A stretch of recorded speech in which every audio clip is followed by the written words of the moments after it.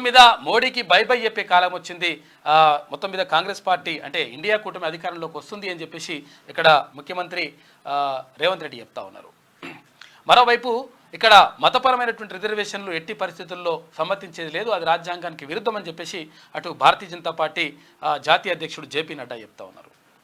మొత్తం మీద జరుగుతున్నటువంటి పరిణామాలు ఇట్లా ఉంటే ఇక్కడ దేశవ్యాప్తంగా ఉన్నటువంటి దేశాన్ని మొత్తం కూడా పరిపాలించేది 90 మంది అధికారులు.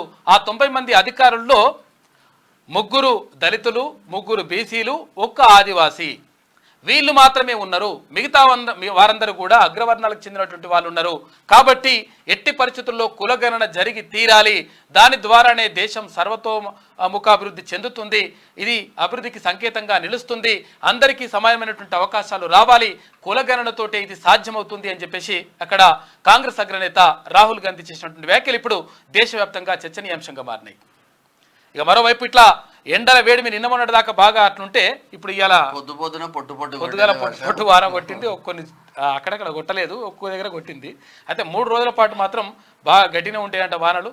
జాగ్రత్తగా ఉండండి. లోతట్టు ప్రాంతాల్లో ఉన్నటువంటి ప్రజలు అప్రమత్తంగా ఉండండి. తర్వాత హైదరాబాద్లో లోతట్టు ప్రాంతాల్లో ఉంటారు కదా, వాళ్ళు ఇంకా చాలా జాగ్రత్తగా ఉండాలి. ఎందుకంటే ఎప్పుడు వానలు వచ్చేసి ఒక్కడిసారి ధన్మని వచ్చేసి కొట్టుకుపోయేటువంటి ప్రమాదం ఉంటుంది. కాబట్టి జాగ్రత్తగా ఉండండి.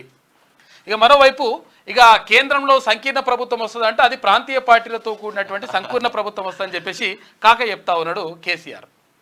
అయితే ఆయనకు మొత్తం మీద ఏమైతుందో అర్థమైతలేదు కానీ నీళ్లు తాగేటప్పుడే మనకు కలగిట్లు వచ్చింది. ఏం పాడ నీళ్ళు తాగుతుండో ఏం తాగుతుండో తెలియదు కానీ అది మరి కల వస్తుందో ఏమైతుందో తెలియదు కానీ సంకీర్ణ ప్రభుత్వం వస్తుంది అది ఏది ప్రాంతీయ పార్టీలతో కూడినటువంటి నామనాగేశ్వరరావు కేంద్ర మంత్రి అవుతారంటే ఆయన పిసపిస మాట్లాడుతుండు.